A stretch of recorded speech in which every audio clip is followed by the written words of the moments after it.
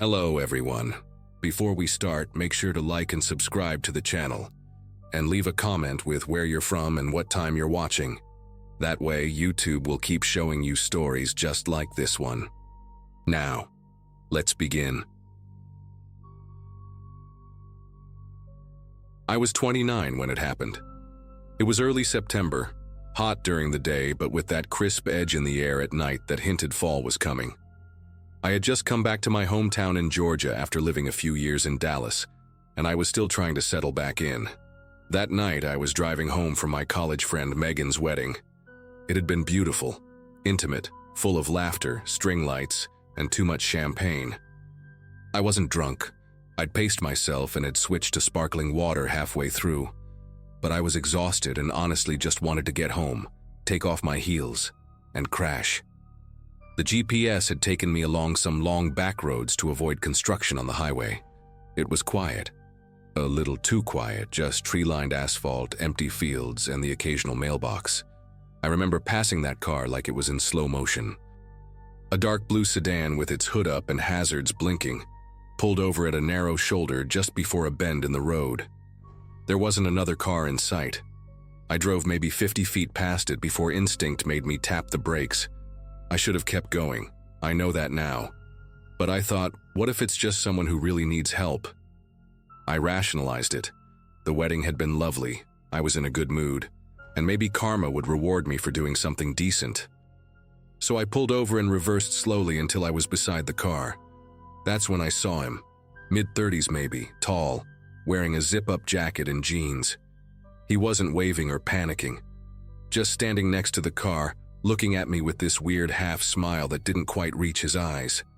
He walked over to my passenger window, and I rolled it down halfway, just enough to hear him, but not wide enough for him to reach in. He told me his name was Ryan, said his car had died and his phone had no signal. He asked if I could drop him at the nearest gas station so he could call someone. His tone was calm, even polite, but something about it felt off. Like he was performing what a stranded guy should sound like. I hesitated. I asked if he had AEA or a friend nearby. He shook his head, said he lived about 10 minutes away. I stared at him. My gut twisted a little, but I said yes. I unlocked the door, he got in, and I told myself I was just being paranoid. As soon as he shut the door, the car suddenly felt smaller, claustrophobic. I put the music on low to fill the silence, but he asked if I could turn it off. He said it gave him headaches.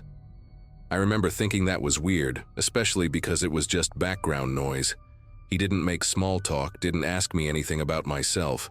He just stared out the window, and then maybe 5 minutes into the drive, he asked, "Do you live around here?"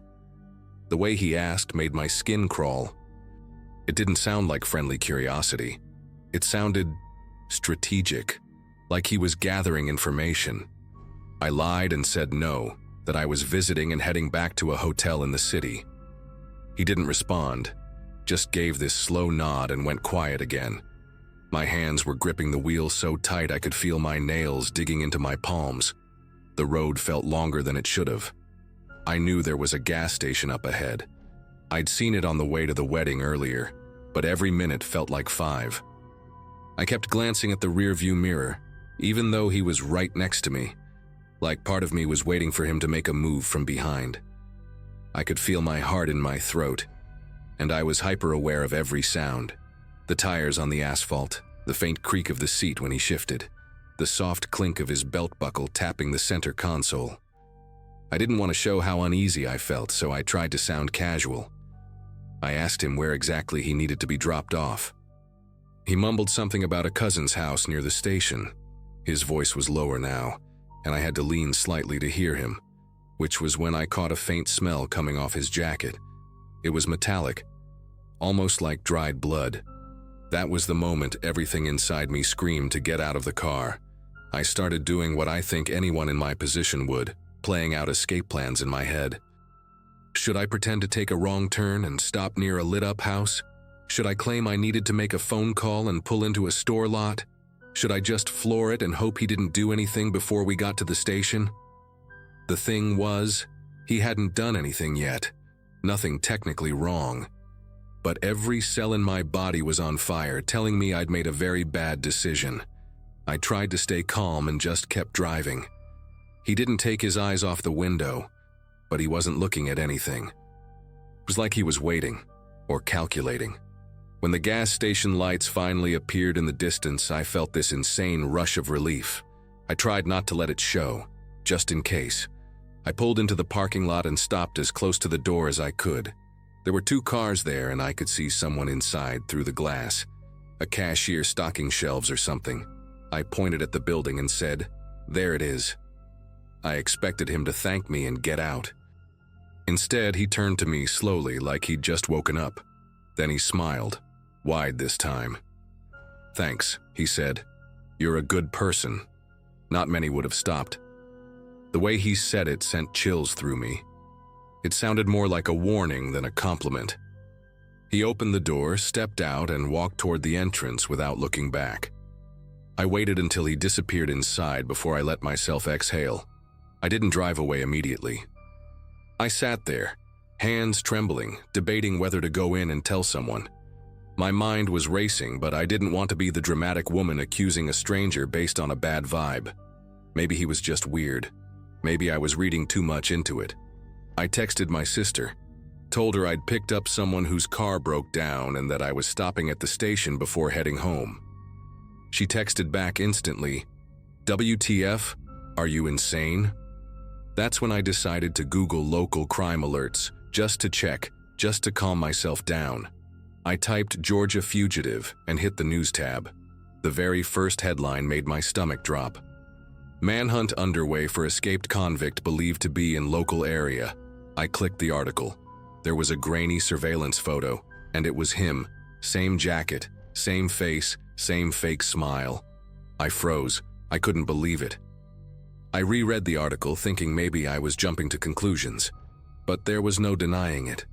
The article said he had escaped from a prison transport 3 days prior and was considered armed and extremely dangerous. It listed charges: assault, attempted kidnapping, possession of an illegal weapon. My ears were ringing. I looked up, half expecting him to come walking back out of the gas station. My first instinct was to drive. Just go. But I knew I couldn't leave without doing something. If he was really who I thought he was, someone else could get hurt. I took a screenshot of the article and, with shaking hands, called 911. I gave them the location, a description of the man, and told them what had just happened. The dispatcher told me to stay on the line and keep eyes on the building, but not to go inside or confront him. I stayed parked across the lot, trying to look normal. A few minutes later, though it felt like forever, I saw flashing lights approaching. 2 patrol cars pulled up without sirens. Officers got out quietly. One went around the back and the other approached the front door. I watched from inside my car as they slipped into the station. My heart was pounding so loud I barely heard the muffled shouting that followed. A moment later, they walked him out in cuffs. He didn't fight. He didn't run. He just looked around like none of it surprised him. As they put him in the cruiser, one of the officers walked over to me. He asked for my name and a statement. I showed him the article and explained everything. He nodded slowly, and I'll never forget what he said. "You were lucky. He's done this before. Lures people into trusting him. You stopping was probably the only thing that saved you, but it could have gone very differently." That sentence haunted me for weeks. I kept thinking about how close I'd been to something irreversible. Just a small decision, a kind one, almost got me killed. I didn't sleep well for a while after that. Every time I passed a car on the side of the road, I felt my stomach twist. I stopped driving those back roads. I triple-checked the locks on my doors every night. And I haven't picked up a stranger since. I don't think I ever will. Strange though, part of me still feels guilty. Like maybe he really was grateful in some twisted way. But the smarter part of me knows it wasn't gratitude. It was just him playing a role. And I was lucky enough to walk away before the mask slipped completely.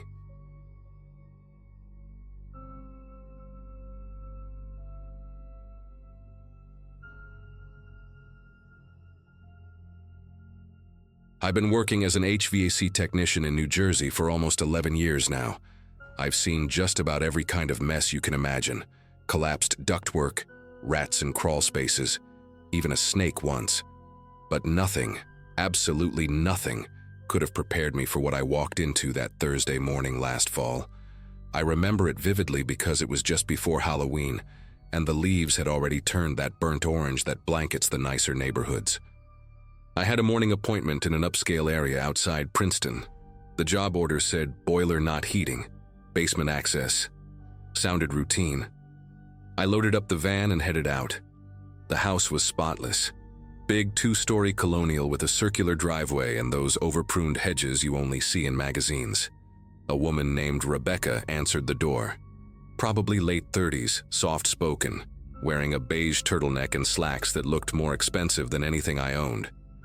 She smiled, offered me coffee, and showed me the way to the basement. Everything about her was warm and polite, but there was something off. Her smile didn't quite reach her eyes, but I shrugged it off. People get weird around contractors, especially when their heat's out. The basement was finished clean and dry, which is rare. I got to work on the boiler, crouched down with my toolbox, half listening to the low hum of the house above. About 20 minutes in, I started hearing these soft, rhythmic thuds. At first, I thought it was just pipes knocking. Happens all the time when air gets trapped in the system. But then came something else. A muffled voice. Not loud, just strained. Like someone trying to talk through fabric. I paused, held my breath, and waited. Nothing. Then again. Thump. Muffled. Quieter than before. It was coming from the far side of the basement where there was a small utility closet with a deadbolt on it. Weird for a utility closet to be locked like that. I was just standing there, listening, when Rebecca suddenly called down from the top of the stairs that she had to run to the pharmacy and would be back in 10 minutes. I said, "No problem," trying to sound casual, but as soon as I heard the front door close and the deadbolt click behind her, my stomach tightened. I don't know what came over me, but I walked straight over to that closet. The door was painted the same beige as the walls, easy to miss, but now I couldn't unsee it. The doorknob had deep scratch marks around it, like someone had clawed at it. And then I noticed something else, the faintest rust-colored smear near the bottom of the door frame. I just stood there for a second, heart pounding in my ears. I bent down to take a closer look. The smear wasn't fresh, but it was definitely blood. Dried, dull, and almost hidden in the texture of the paint. I hesitated. I wasn't supposed to snoop, and technically it wasn't my business. But something about that faint sound, those scratches, that locked door, it all screamed at me to do something. I knocked gently, half expecting silence. Instead, I heard it again. Muffled. A single word. "Please." I froze. I don't know how long I stood there, but something shifted in my chest. This wasn't just weird. It was wrong. I went back to my van, acting like I forgot a part, and grabbed a flathead screwdriver. My hands were shaking. I could have called the cops right then, but I didn't even know what I was looking at yet. Maybe it was paranoia. Maybe it was a bad joke. I kept telling myself I'd just check, just confirm nothing was there and leave. But when I got the screws off the strike plate and eased the door open, the smell hit me first. It was stale, metallic, and sour, like old sweat and rust. The room was pitch black. I used the flashlight from my phone and stepped inside. The space was barely big enough to stand in. Concrete floor, no window, and insulation nailed over most of the walls. In the corner, there were chains bolted into the foundation, 2 of them about 3 feet apart, with frayed ropes still tied in loops. A stained mattress was shoved against the wall, and above it the drywall had been torn off in patches. That's when I saw the writing. Dozens of frantic, desperate messages scratched and scribbled across the exposed beams. "Help me. Please don't leave. He said he'd come back." Some were scrawled in pen, others looked like they were written in something darker. I felt bile rise in my throat.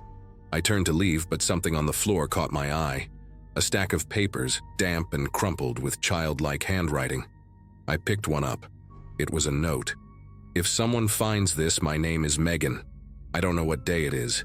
He says I can leave if I'm good, but I'm scared he won't keep his word." I had to sit down. My knees just gave out. This was real. Someone had been locked in here, or maybe still was. My mind raced. Was Megan a child? An adult? Where was she now? Who was he? I backed out of the room, shut the door, and felt this cold sweat drip down my spine. I needed to call someone. But Rebecca, she could be back any second. I rushed back upstairs, hands clammy, phone in my pocket ready to dial 911, but I stopped myself. What if she came home while I was still inside? What if she caught me? I didn't know what she was capable of. I decided to act normal. I went back to the boiler, sat on the little stool, and pretended to be tightening a valve while my heart pounded like a jackhammer. 5 minutes later, I heard the garage door rumble open. Her footsteps came down the hall, measured, calm. She peeked down the basement steps. "Everything okay?" she asked. I nodded. "Just about finished." I smiled. I don't know how I managed that. I waited until she went upstairs again.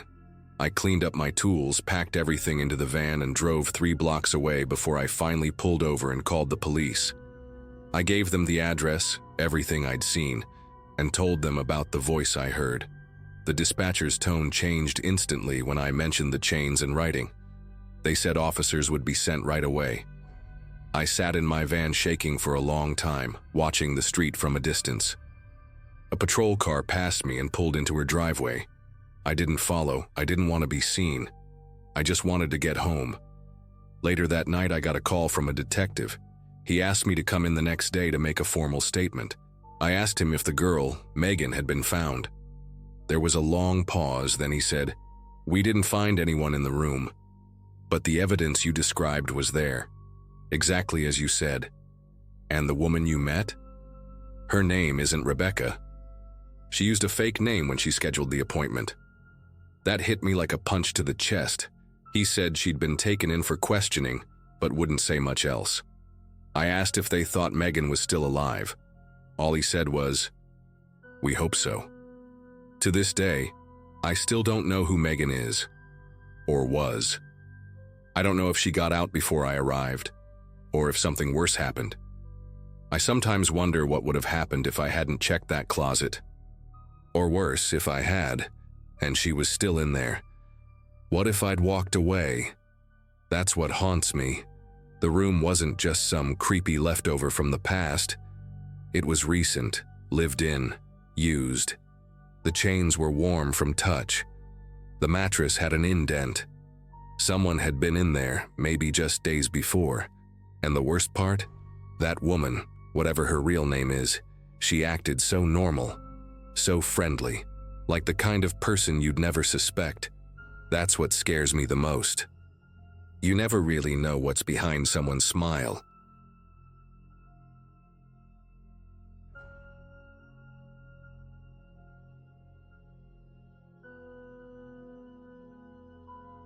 I was 15 when it happened. It was the middle of July, right after school let out, and my parents had surprised me with a brand new mountain bike for my birthday. Matte black, thick tires, the kind with shocks that made you feel like you could ride down a cliff and survive it. We weren't a rich family or anything, so getting something that nice felt almost surreal. My mom made me promise, like, look me in the eyes serious, that I'd never leave it unlocked. "Not even for a second," she said. I swore I'd take care of it. I meant it at the time. That afternoon, I decided to take it for a spin around the neighborhood. I ended up riding farther than I meant to, maybe 6 or 7 blocks from home, when I got thirsty and stopped by this old convenience store that smelled like dust and burnt coffee. I figured I'd just run in, grab a drink, and be back in under a minute. I didn't even think about locking the bike. I propped it up against the wall by the ice machine and jogged inside, the doorbell jingling behind me. That was the last time I saw my bike. The moment I stepped out and saw the empty spot where it had been, my stomach dropped like I'd missed a stare in the dark.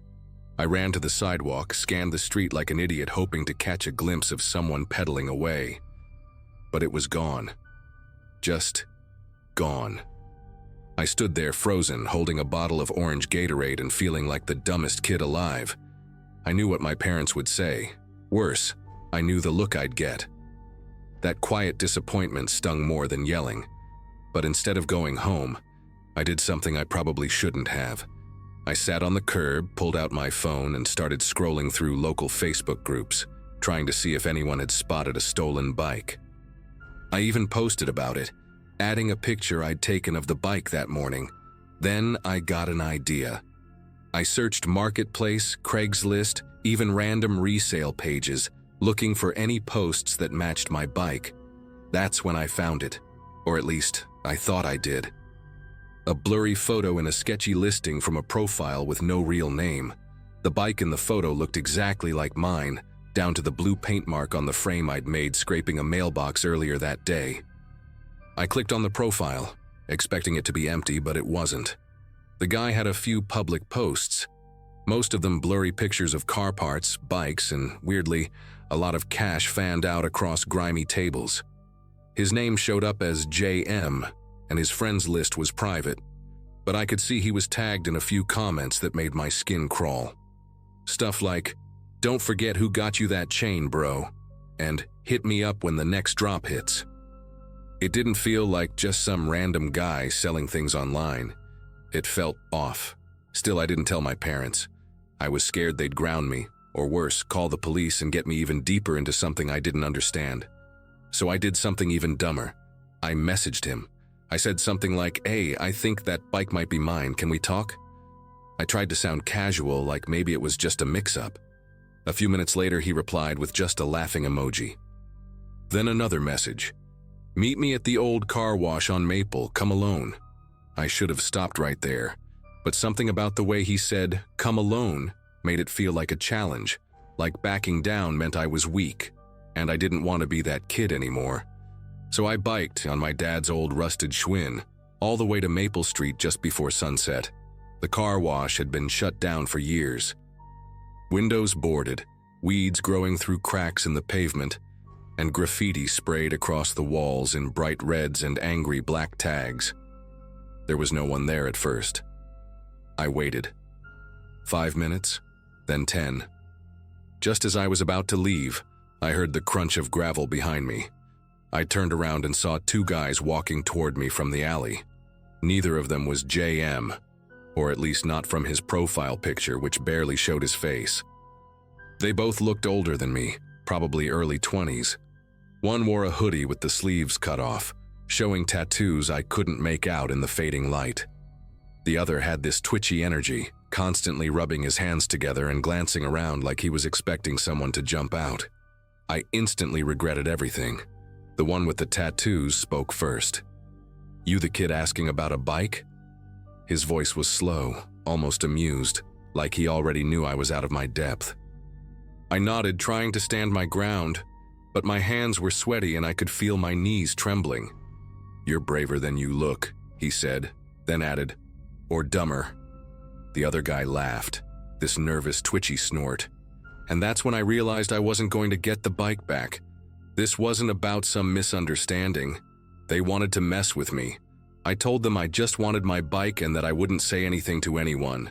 I even offered money, $40 I'd brought from my birthday cash. That made them laugh harder. "You think this is about a bike?" the twitchy one asked. "You saw something you shouldn't have, kid.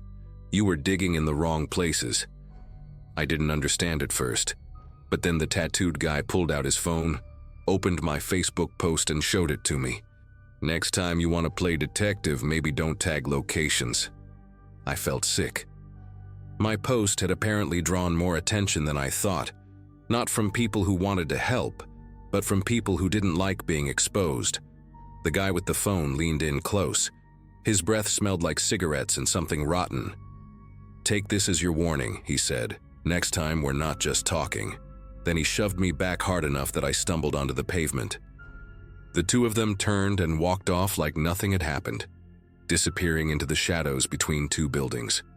I just sat there, heart pounding, trying to understand how a stolen bike turned into this. That night, I deleted every post I'd made, blocked the profile, and made all my accounts private. I didn't sleep. Every sound outside felt like footsteps. Every shadow under the streetlight looked like someone watching.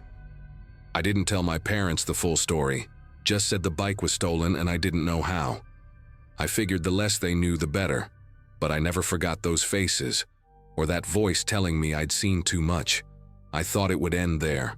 I really did. About 2 weeks later, I was walking home from school when I noticed a bike chained to a post behind the strip mall near our house. It looked familiar, the matte black frame, the thick tires, but it was beat up now. The paint was scratched in different places. The seat had been swapped out and the handlebars had duct tape wrapped around one side like a crude fix. Still, I recognized it instantly. My bike. I froze for a second, not sure what to do, then took a picture of it and went straight home. I showed it to my dad, finally telling him the whole story, or most of it, minus the part where I'd met up with strangers. He wasn't happy, but he could tell I was shaken.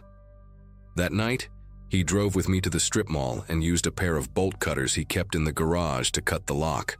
It felt like a quiet heist, like we were stealing something back that had already been stolen. We loaded it into the trunk, and even though it looked rough, it felt like a small win. A stupid, reckless, dangerous win. After that, I started seeing things differently. I stayed off social media for a while. I stopped biking alone. And most of all, I stopped assuming that bad things only happen to other people. I was lucky, luckier than I deserved to be. That could have gone so much worse. I still don't know who those guys really were or what I stumbled into, but every once in a while, when I ride past that old car wash or see a post about missing kids or stolen bikes, I get that tight feeling in my chest again, like I touched something I was never meant to see. I still have the bike, believe it or not. It's in the garage, dusty and barely used, but I can't bring myself to get rid of it, not because it's a reminder of what happened, but because it feels like the ending to a story that could have gone in 100 different directions, most of them worse. So yeah, if you're reading this, lock your bike. But more importantly, don't go digging where you're not ready to deal with what you might find.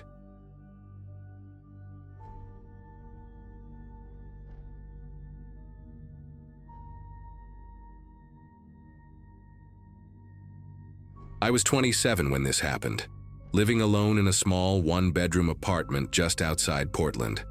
I worked as a dental assistant during the day and usually kept to myself.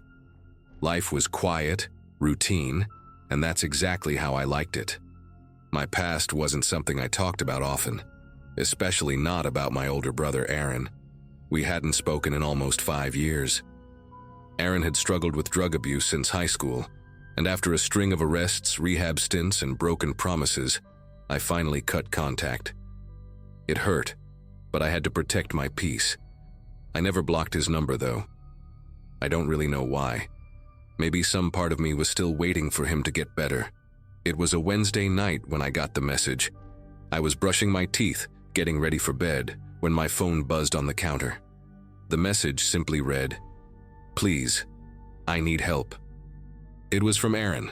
Just those 4 words. My stomach dropped instantly.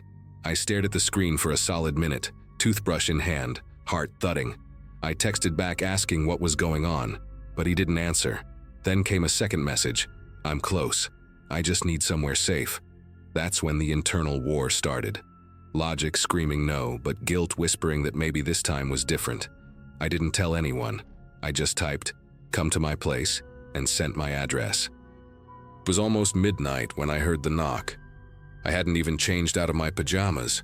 I was pacing the living room, lights dim, TV playing quietly in the background. When I opened the door, I barely recognized him. He looked thinner, his cheeks hollow, and he had a hoodie pulled over his head despite the mild spring night. His eyes darted behind me, then over his shoulder, then back at me. "Can I come in?" he asked, voice low. I nodded slowly, stepping aside. As soon as he was in, he locked the door himself and pulled the curtain shut like someone might be watching. That's when I knew. This wasn't going to be a normal visit. He didn't sit down. He just stood there, shifting his weight, fingers twitching. I didn't know where else to go, he muttered. They're following me. I asked who, trying to keep my voice calm, but his response didn't make much sense. He started rambling about guys he owed money to, people he thought were watching him. Someone named Ray who apparently had it out for him. He said he saw a white van circling the block. They know where you live now, he added without looking at me. My blood ran cold. I asked again, who knows? But he just shook his head, whispered, I shouldn't have come here, and started pacing again. I could feel my heart pounding against my ribs like it was trying to get out. Tried to stay calm, but my mind was racing. I looked through the peephole and didn't see anything outside, but that didn't help much. Aaron started mumbling to himself, rubbing his hands together, then checking his phone every few seconds like he was waiting for something. At one point, he walked over to the kitchen window and yanked the blinds up, then down again, like he was testing how fast he could hide. I asked if he was high and he snapped at me. I'm not using, okay? But his pupils were huge, his jaw kept clenching, and he looked like he hadn't slept in days. Whatever was going on, he was either in serious trouble or completely losing it. Neither option made me feel safe. Then he started asking me weird questions. You got any back way out of here? Is there a fire escape? What about cameras in the building? I told him no, just the front door, and he looked frustrated, like I'd failed some kind of test. They're not gonna come inside, he said out loud, more to himself than to me. They'd wait, that's what they do. I asked who they were, and he finally looked at me, eyes wild. Ray doesn't just threaten people. He sends messages. You think I'm crazy, but I've seen it. People disappear. At that point, I felt like I was in some kind of bad movie. My own brother standing in my living room talking like a paranoid fugitive. I asked him if he wanted me to call someone, maybe a lawyer or even the cops, but he freaked out at the word cops. Said they'd just drag him in and make things worse. No cops, he said firmly. I just need to stay here tonight, that's it. By morning, I'll be gone. I didn't say anything. I didn't even know what to say. I just nodded and sat down on the couch while he kept pacing. Then came a sound I'll never forget. A soft knock at the window by the kitchen. 3 short taps. Then silence. Aaron froze. His entire body tensed like a wire pulled tight. I didn't even move. I just stared at him as he slowly walked to the window and peeked through the side of the blind. He didn't say anything. He just turned to me, pale as a ghost, and whispered, They found me. I got up, walked over and peeked through the blinds myself, but saw nothing. Just the side alley and the dumpster. But Aaron insisted someone was out there, maybe hiding, maybe waiting. He started pacing faster now, muttering again. We gotta go, they don't care if you're not involved. That's when I started to panic. I realized I didn't know who he owed, what he'd done, or how dangerous this really was. All I knew was that I was trapped inside my own apartment at midnight with someone I hadn't seen in years, someone unstable and terrified, and maybe being hunted. I told Aaron we had to call someone. I didn't care who he thought was out there. I wasn't going to just sit and wait for something to happen. I went to grab my phone from the kitchen counter and he lunged for it. Don't, he hissed. They can trace that. For a second, I genuinely felt afraid of him. His face was twisted in panic, but there was something else. Something desperate, almost animalistic. I stepped back and said, You need to calm down. But he just shook his head and said, I never should have come here. Then he walked over to the front door and listened. He didn't open it. He just stood there in silence, breathing hard. That's when we both heard it. Another knock. But this time, it wasn't on the window. It was the front door. 3 knocks. Firm, measured. Not someone just dropping by. I froze, my phone still clutched in my hand. Aaron backed away from the door like it might explode. I whispered, Do you know who that is? And he didn't answer. I crept toward the peephole and looked. No one. Absolutely no one was there. The hallway was empty, lights buzzing softly. But I swear, I felt someone on the other side. That kind of presence you can't explain, like when you wake up and know you're not alone. I didn't open it. I didn't even move. I just stared through the peephole until my eyes burned. When I turned around, Aaron was gone. Not like disappeared into thin air, but gone into the bedroom. He was shoving stuff into his backpack, saying he was going to leave through the fire exit in the stairwell, even though I'd told him earlier there wasn't one. He wasn't making sense anymore. I tried stopping him, but he pushed past me, mumbled something like, "Sorry for bringing this to your door," and slipped out into the night. I didn't follow. I just stood there, heart racing, door locked, lights off. I barely slept. Every tiny sound made me jump. I half expected someone to come bursting through the door. But no one did. Morning came like nothing had happened. I never heard from Aaron again. His number stopped working the next day. I asked around, even called the last rehab center I knew he'd been to, but they hadn't seen him in months. Part of me still wonders if he's alive, if he made it out of whatever mess he was in. But the worst part? A week after that night, I got a piece of mail with no return address. Inside was a single Polaroid of the front of my apartment building, taken from the alley. You could see my kitchen window in it, no note, no explanation, just that photo. I moved out 2 months later, and I never told anyone, not even my closest friends, what really happened that night.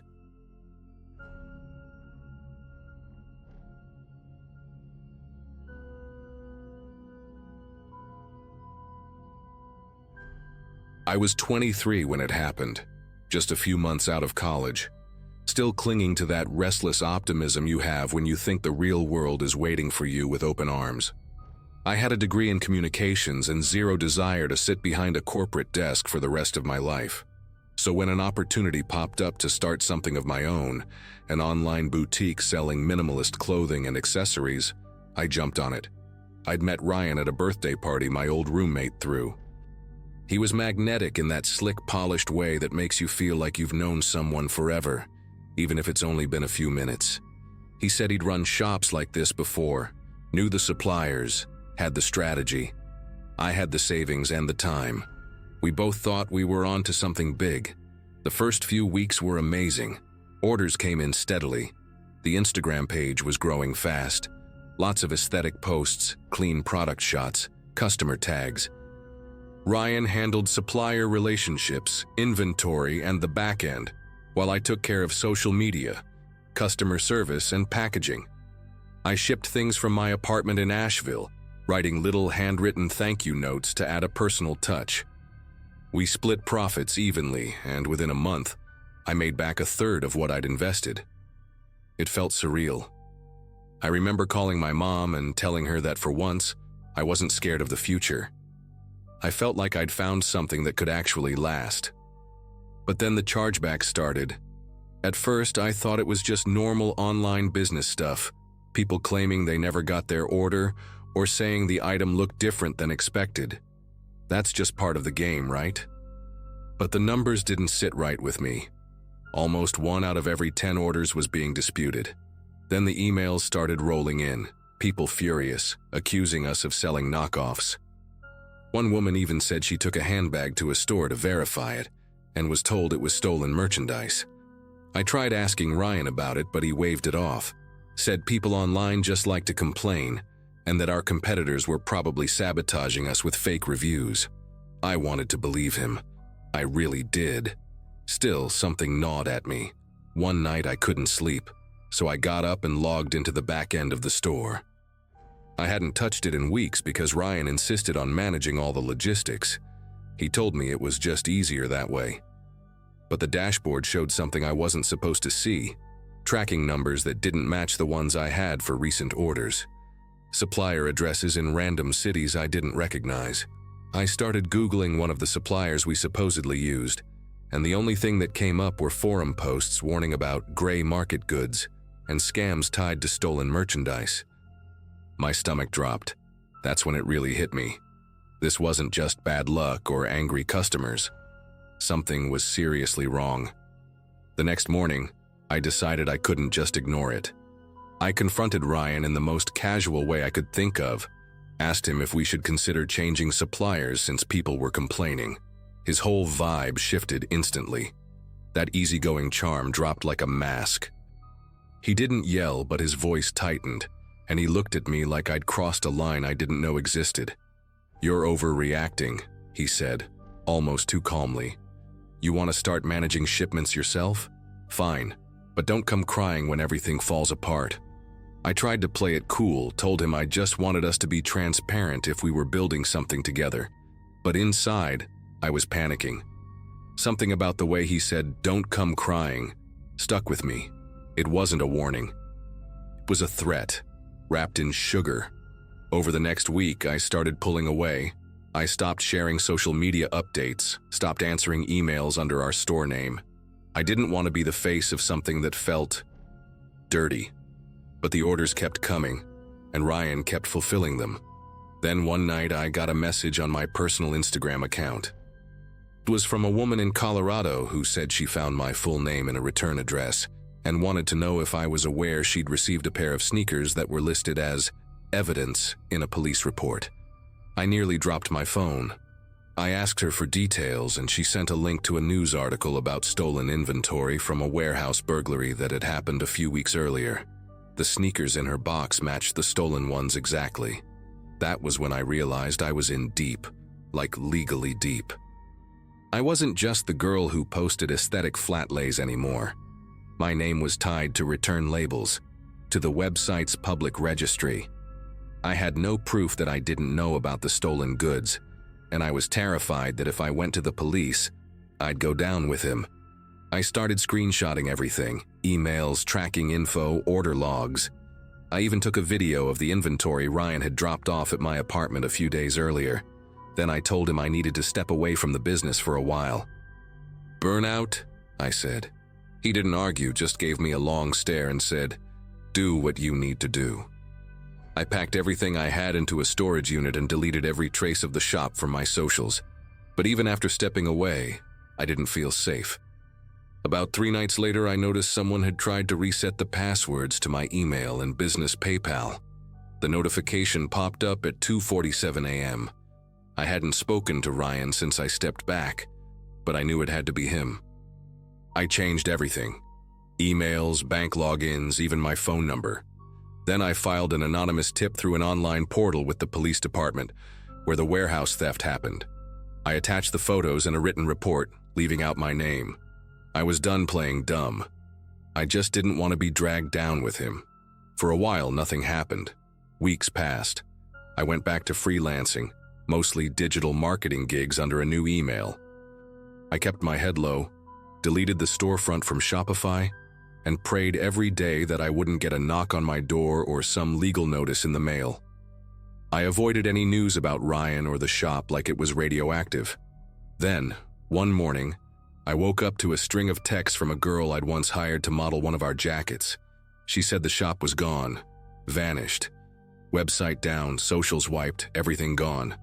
Ryan had blocked her. She was freaking out because she had a box of handbags she was supposed to shoot still unopened. I told her to return them to the sender address and not get involved. But when she tried, she said the return label led to a P.O. box that had already been closed. About a month later, a detective called me. I'm guessing they tracked the anonymous report back to my IP, or maybe Ryan gave up my name during questioning. I never really found out. But the officer was surprisingly kind. He asked if I'd be willing to share anything else I remembered about the operation, the suppliers, the payment flows. I was honest. I told him everything. He said I wasn't the target of the investigation, but he warned me that I had to be careful with the people I got into business with. That part stung more than I expected. I thought I was smarter than this. I thought I could tell the difference between a friend and a fraud. In the end, I didn't get arrested. I wasn't sued. I wasn't even named publicly, but I lost everything I'd built. My savings, my credibility, the naive confidence I'd had that I could just jump into something and make it work with the right aesthetic and a good heart. Ryan disappeared after that. I don't know if he skipped town, changed his name, or managed to cut some sort of deal. I never saw him again. Sometimes I check arrest records out of curiosity, but nothing ever shows up. It's like he dissolved the minute things started getting risky. I guess I'm sharing this because people always talk about red flags in relationships, but they don't talk enough about business red flags. Those moments when something feels off, but you second-guess yourself because the person is charming or confident or just says what you want to hear. Looking back, there were signs. The vagueness, the control over logistics, the defensiveness. But I ignored them because I wanted it to be real.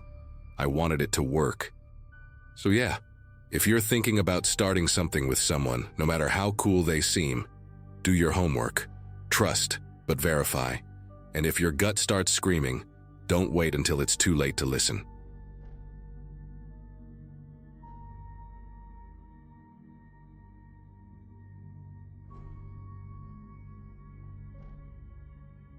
I don't usually post stuff like this, but what happened still messes with my head, and I guess I just need to get it out.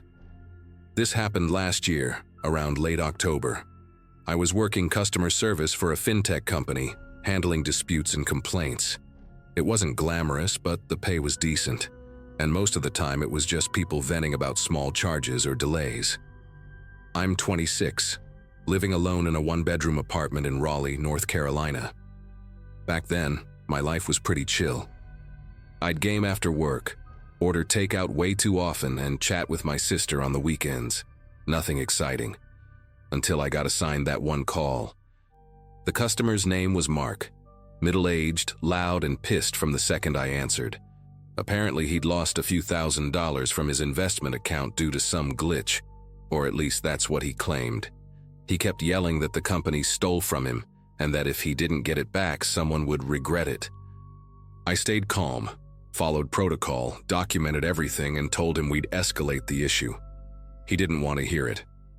By the end of the call, he was screaming into the phone, and I had to hang up after giving the final legal disclaimer. Honestly, I'd dealt with worse, or so I thought. 2 hours later, I had 3 voicemails from him.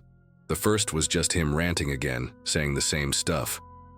The second one was quieter, like he was sitting in his car or something. He said, "You think this is over? You have no idea." The third one chilled me. He said my full name slowly, and then mentioned the name of my street. I don't give that kind of info out. It's not public through work. I froze. I replayed it, thinking maybe I misheard, but no. He knew exactly where I lived. I told my supervisor and submitted a report to HR, but they brushed it off, saying we sometimes get unstable clients and that I should just block the number and not engage. That night, I couldn't sleep right. Every sound outside made me tense up.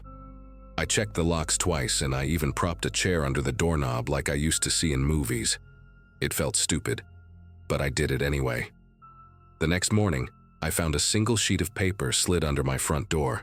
It just said, "I see you." No envelope, no handwriting I recognized. That was when I knew this wasn't just a pissed-off customer venting anymore. Something about how calm and calculated it all felt. It wasn't just angry. It was personal. I reported it to the police that same morning.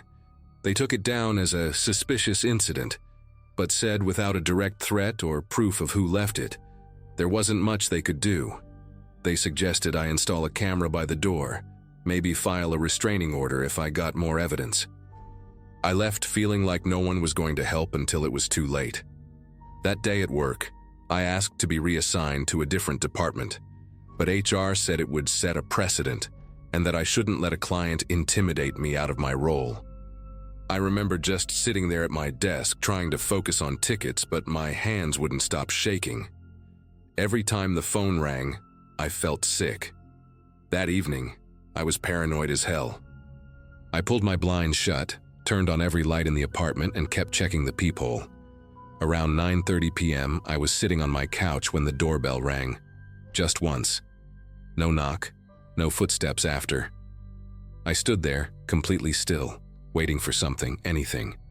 After a minute or two, I crept over to the door and looked through the peephole. No one was there. I thought maybe it was some kid messing around, but the timing was too perfect. I didn't open the door. I just stood there, frozen, feeling like someone was watching me from the hallway. About an hour later, I checked the hallway camera the landlord had recently installed near the elevators. I didn't see anyone at my door, but I did see a man in a hoodie walk slowly down the hallway around the time the doorbell rang. He never looked at the camera, just kept his head down and moved past my unit. I couldn't make out his face, but it looked like he was holding something, maybe a phone or a piece of paper. I took a screenshot and sent it to the police, but again, they said it wasn't enough. I didn't sleep at all that night. I kept hearing soft noises outside, like someone brushing against the door or dragging something across the floor above me. I lived on the top floor. The next morning, I was dead tired and scared to even open the door. I finally did around 10 a.m. to go downstairs and get coffee. On my doormat, someone had placed a single cigarette, lit just enough that the ash had fallen in a neat little line. I don't smoke. No one in my building smokes near the units. It's a non-smoking complex. That detail freaked me out more than anything else. It was like someone was standing there long enough to let it burn, and then left it as some kind of quiet message. I called in sick that day and seriously considered staying at a hotel. I ended up crashing at a coworker's place for a couple of nights. I didn't tell her everything, just that I had a weird client situation and needed some space. I didn't want to sound paranoid, but deep down I was already convinced this guy was stalking me. I checked my voicemail again while I was there. There were 2 new messages. Both were just static, but I swear I could hear something faint under it, like breathing or maybe whispering. I couldn't make out words, but I replayed them over and over until I had to stop. It was messing with my head. It felt like I was losing control of something I never thought could spill into real life like this. By the end of that week, the voicemail stopped. No more notes, no more weird things at my door. Just silence. I came back home, terrified I'd find something worse waiting for me. But there was nothing. Everything looked untouched. It was like whoever it was had just moved on. I kept expecting something to happen again for months. I'd flinch at every unexpected knock, every unknown number. I changed my routine, started working remotely when I could, even looked into getting a P.O. box to keep my info off the grid. But nothing ever came of it. No arrest, no confirmation, no resolution. I still think about how easily that line got crossed. One angry call, and somehow I became a target. It makes me question every interaction I have now, especially with strangers. You don't know what someone's capable of when they feel wronged. And the worst part is, I'll never know if it really was Mark. There was no proof. The phone number got deactivated. The guy on the hallway cam couldn't be identified. It's like whoever did this knew exactly how far they could go without crossing a legal line, just far enough to make me feel unsafe in my own home. To this day, I double-check my locks every night. I installed a second deadbolt and a camera inside the apartment facing the door. I haven't had any issues since, but that feeling never really went away. That sense that someone had been watching, planning, just out of sight, and then gone, like it was a game to them. I still don't know why it stopped or what they really wanted. But I know one thing for sure. It wasn't just a bad client. It was something else. And it changed the way I see people forever.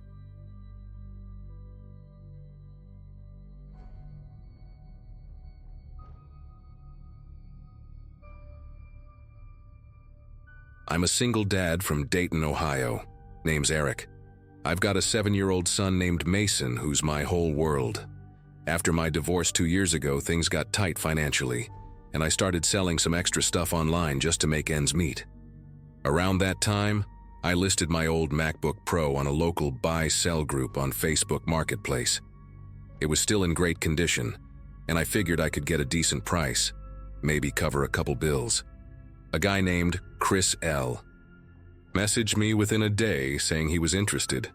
He was polite, even called me sir in messages and didn't try to haggle on the price. That should have been my first red flag, honestly. We went back and forth a bit, and I suggested meeting at a coffee shop near downtown or even the police station's exchange zone. Pretty standard here. But Chris claimed he didn't have a car and asked if I could come to him. He said he was staying at his cousin's place for a few weeks after moving into town for work. The place was in a quiet neighborhood about 20 minutes from me. I hesitated, even told a buddy at work about it, and he was like, "Dude, don't be dumb, just meet in public." but I brushed it off. The guy seemed chill, and I guess part of me just wanted to get the money quickly and be done with it. Saturday afternoon, around 4 p.m. I told Mason I'd be back in less than an hour and left him with my neighbor, Mrs. Kinsey. She's this sweet retired teacher who's basically our family now. I pulled up to the address Chris gave me. It was a corner house, beige siding, no car in the driveway, and the lawn looked overgrown. The front window was partially boarded up, which instantly made my stomach drop. I remember sitting there for a few seconds in my truck, gripping the steering wheel. Something just felt off. I should have listened to that feeling. But I'd already come this far, and I didn't want to turn around like some paranoid idiot. I stepped out of the truck with the laptop in a padded case and rang the doorbell. No answer. I knocked. Still nothing. I was about to just walk back when the door creaked open. Not wide, just enough for me to see someone's eye peeking through. "You Eric?" the voice asked. I nodded, and the door opened a little more. A guy in his early 20s stepped out. Thin build, shaggy brown hair, jittery movements. He wore a zip-up hoodie even though it was warm out, and his eyes were darting around like he was on something. He said, "Come inside, man. My cousin's got the cash." And that was the second moment I should have just turned around. But I didn't. I stepped just past the threshold, and immediately I knew I'd screwed up. The air inside was stale, like wet drywall and something burnt. The living room was dim, curtains drawn tight, one lamp in the corner flickering like it had a short. The furniture looked like it hadn't been used in years. Dusty couch cushions sagging in the middle, a TV that was cracked right down the screen, and boxes stacked against the walls like someone had half-packed and given up. Chris, or whoever he was, gestured for me to follow him down a hallway. I hesitated. "Where's your cousin?" I asked. He mumbled something about the back room and kept walking without looking back. That's when I heard the creak of a floorboard behind me. I spun around and saw someone else, another guy, older, wearing a stained flannel shirt, standing halfway in the kitchen doorway. He just stood there, no expression, didn't say a word. My chest tightened, and every instinct screamed at me to leave, but my feet didn't move. I called out, "Hey, I think I'm just gonna head out, man," loud enough for both of them to hear. Chris turned around fast and said, "What?" "No, dude, you're already here. Come on, he's just grabbing the cash." That's when the guy from the kitchen started slowly walking toward me, not rushing, just closing the distance like he had all the time in the world. I backed up, clutching the laptop bag tighter. "Nah, it's cool. Just didn't realize you had company," I said, trying to keep my voice steady. Then I noticed something weird. There were no family pictures on the walls, nothing personal. No shoes by the door, no junk mail on the table. It didn't look like someone was living there. It looked staged. Like the bare minimum was done to make it seem occupied, but not lived in. That's when I knew I wasn't in someone's home. I was in a setup, and I needed to get out. I turned fast and walked toward the front door. That's when I noticed it wasn't open anymore. It was shut. Worse, when I twisted the knob, it didn't budge. Locked. I didn't even hear it get locked. My heart was pounding in my ears now. I turned around to see Chris standing behind me again, way too close. "What's the rush, man?" he asked, smiling, but there was no warmth behind it. Then the other guy stepped closer too, and a third person, someone I hadn't seen before, appeared near the end of the hall, a heavy-set woman with her arms crossed. I was cornered. And I realized something. They never wanted the laptop. I don't know how I kept my voice from shaking, but I said, "Look, you can have the laptop, just let me go, all right?" I set the bag down slowly, hands visible, trying to show I wasn't looking for trouble. Chris didn't even glance at the laptop. He tilted his head like I'd said something funny, then looked over at the older guy, who let out a low laugh, dry, scratchy, like he'd been smoking since birth. No one moved for a few seconds. Then Chris said, "Nah, man, it's not about the laptop." That one sentence hit me like ice water down my spine. I wasn't sure what it was about, but I knew I had to find a way out, fast. In the corner of my eye, I noticed the front window wasn't boarded up from the inside, just from the outside. But it had gaps, maybe enough for me to bust through. My phone was in my back pocket, and I was too afraid to reach for it. I kept thinking, if I move wrong, if I look like I'm pulling something. So I tried something else. "My kid's waiting for me," I said, trying to sound casual but urgent. "He's just down the road with a sitter. I told her I'd be back 10 minutes ago." That finally made the woman shift. She looked at the others and muttered something I couldn't hear.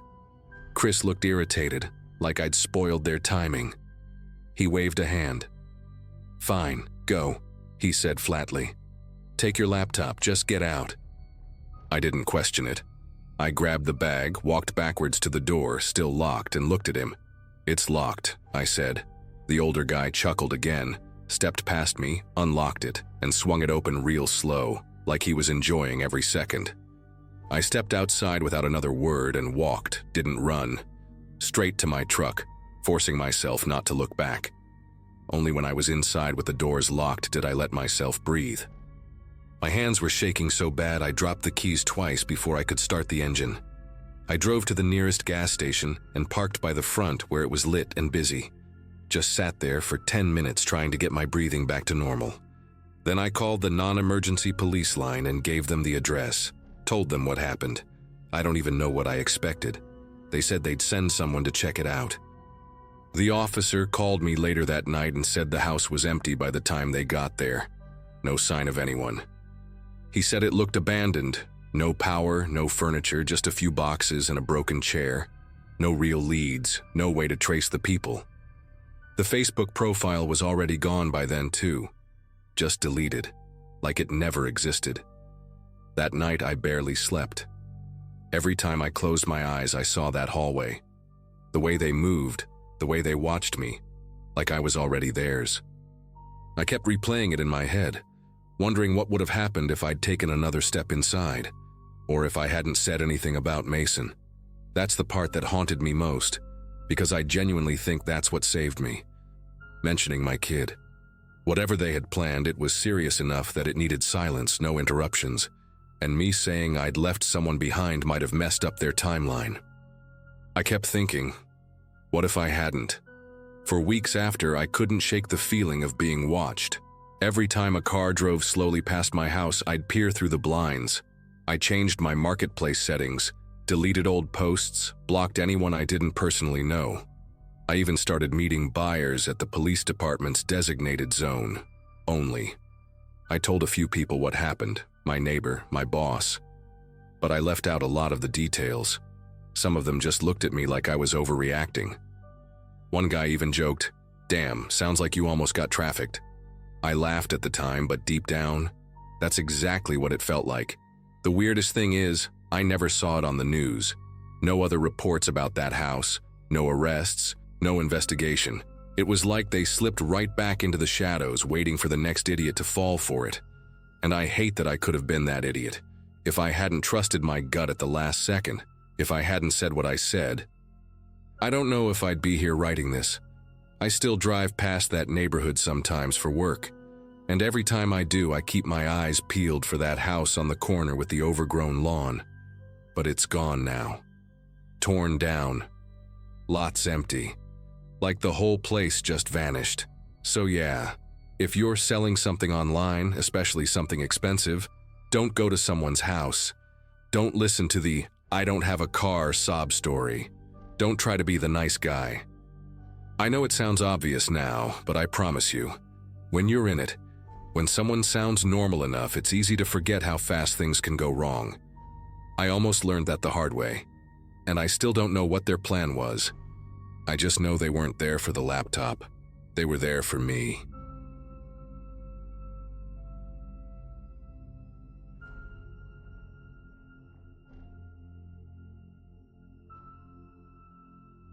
I've never shared this online before, but after reading similar stories here, I feel like maybe it's time.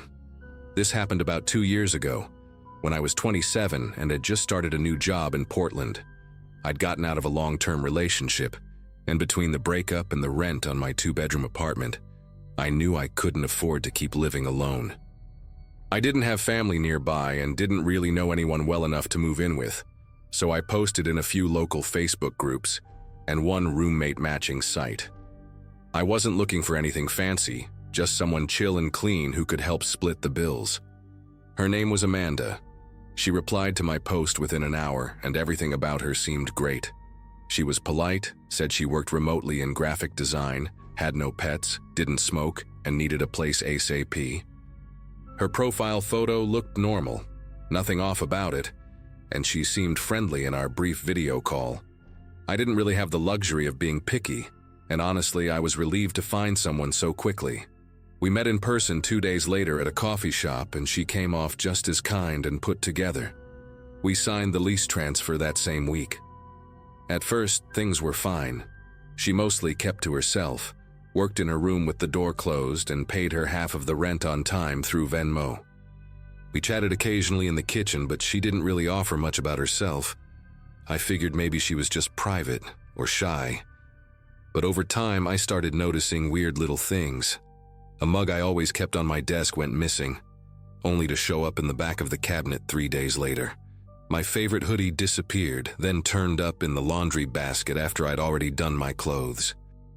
It was small stuff, so I brushed it off, thinking maybe I was just being forgetful or stressed from work. But then it started to feel more intentional. One night I came home around 8 p.m. and could hear Amanda talking in her room.